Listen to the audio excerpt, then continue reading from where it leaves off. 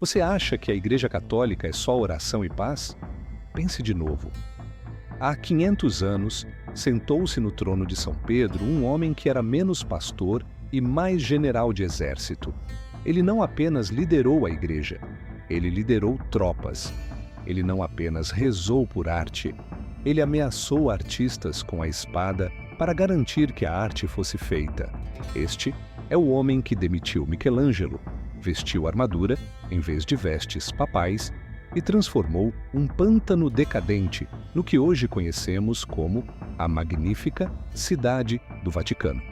Ele é Giuliano della Rovere, mais conhecido como Papa Júlio II, o Papa Guerreiro.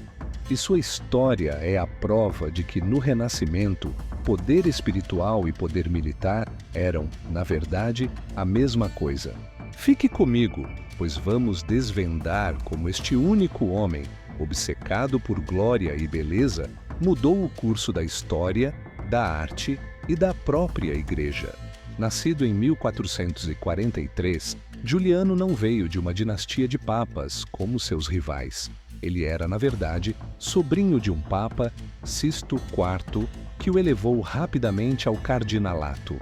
Aos 27 anos, ele era um dos homens mais poderosos da Itália. Mas havia uma diferença crucial entre Giuliano e seus contemporâneos. Ele era ambicioso de uma forma que transcendia a riqueza pessoal. Ele era ambicioso pelo poder e pela glória do papado.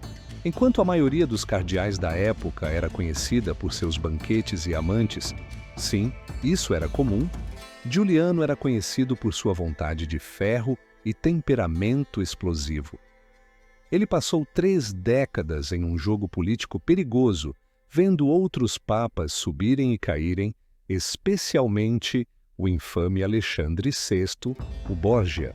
O ódio entre Giuliano e os Borgia era tão intenso que, ao fugir de Roma para evitar ser envenenado por Alexandre VI, ele passou anos conspirando contra ele. Em 1503, após a morte de Alexandre VI e um breve pontificado de seu sucessor, o caminho estava livre. O conclave durou apenas algumas horas. Giuliano della Rovere, aos 60 anos, foi finalmente eleito. Ele não escolheu um nome de paz. Ele escolheu Júlio II em homenagem a Júlio César, deixando claro qual seria sua prioridade: restaurar a glória e o poder militar de Roma. Quando Júlio II assumiu, a situação da Igreja era caótica. Os estados papais, os territórios controlados diretamente pelo Papa na Itália Central, haviam sido fragmentados e estavam nas mãos de barões locais, tiranos ou de potências estrangeiras, como a França. Sua primeira e maior obsessão foi reunificar esses territórios. Júlio II desprezava a diplomacia quando a força podia ser aplicada. Ele não hesitou em vestir armadura debaixo de sua batina branca. Ele cavalgava à frente de suas tropas. Seu lema de guerra era Fuori i barbari. Fora os bárbaros, referindo-se a qualquer potência estrangeira que ousasse controlar o solo italiano, especialmente os franceses e espanhóis. Sua campanha mais famosa foi contra a cidade de Bolonha.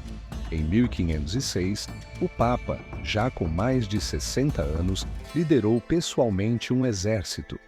Em vez de sitiar e esperar, ele forçou a rendição de Bolonha, marchando triunfalmente sobre a cidade.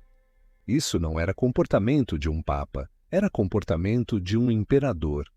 Seu objetivo era ser o chefe de Estado mais poderoso da Itália. Apesar de suas táticas brutais, ele era incrivelmente eficaz.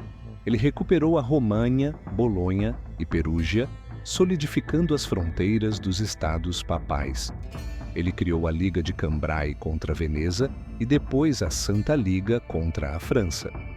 Júlio II usou excomunhões e exércitos com a mesma facilidade.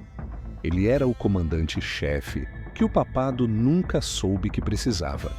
Para Júlio II, restaurar Roma não era apenas uma questão de poder político, era uma questão de glória estética. Ele acreditava que a capital da cristandade devia ser a cidade mais esplêndida do mundo. Seu maior legado não está nos campos de batalha, mas nos ateliês dos artistas. Ele se tornou o maior patrono das artes do Renascimento, mas não era um mecenas gentil. Ele convocou os 3 gênios mais importantes de sua época e os colocou para trabalhar. 1. A Basílica de São Pedro. A igreja original estava desmoronando. Júlio II a viu não como um templo a ser consertado, mas como uma fundação a ser completamente reinventada. Ele demoliu a antiga basílica e lançou a pedra fundamental da nova Basílica de São Pedro.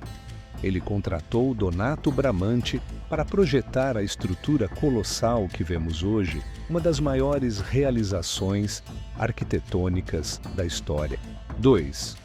Os afrescos da Capela Sistina. O Papa Guerreiro sabia que precisava de um artista que pudesse capturar a magnitude de sua visão. Ele contratou Michelangelo. O escultor queria continuar a trabalhar em seu gigantesco túmulo, o projeto que Júlio II, notoriamente, nunca o deixou terminar completamente. Mas o Papa não aceitou não como resposta. Júlio II praticamente forçou Michelangelo a pintar o teto da Capela Sistina. A lenda diz que o Papa chegou a bater no artista com um cajado para apressá-lo. O resultado dessa tirania artística é a criação de Adão e os 9 painéis do Gênesis, uma obra-prima que é o auge da arte ocidental. 3. Os apartamentos papais. Ele também contratou o jovem prodígio Rafael para decorar seus apartamentos privados, as estâncias do Vaticano. A Escola de Atenas de Rafael, pintada a mando de Júlio II, é uma celebração da filosofia, da matemática e do conhecimento humano, equilibrando o poder da Igreja com a glória da razão clássica. Júlio II estava construindo seu próprio túmulo, mas também estava construindo o epicentro do Renascimento. A ambição de Júlio II veio com um preço altíssimo. Sua obsessão por financiar guerras e a reconstrução de Roma levou a Igreja a implementar novas e agressivas formas de arrecadação de fundos. A mais infame delas foi a venda de indulgências, a promessa de redução de penas no purgatório em troca de doações. Embora Júlio II não tenha iniciado essa prática, ele a expandiu dramaticamente para pagar pelos seus projetos, especialmente a Basílica de São Pedro. Mal sabia ele que essa prática seria o estopim que, apenas 5 anos após sua morte, desencadearia a Reforma Protestante com as 95 teses de Martinho Lutero. O Papa, que queria unificar a Itália, sem querer, plantou as sementes que acabariam por dividir a cristandade. Em 1513, aos 70 anos, o Papa Guerreiro morreu. Ele deixou para trás um papado mais poderoso, mais rico e mais politicamente consolidado do que jamais estivera. Ele também deixou para trás um mundo em chamas.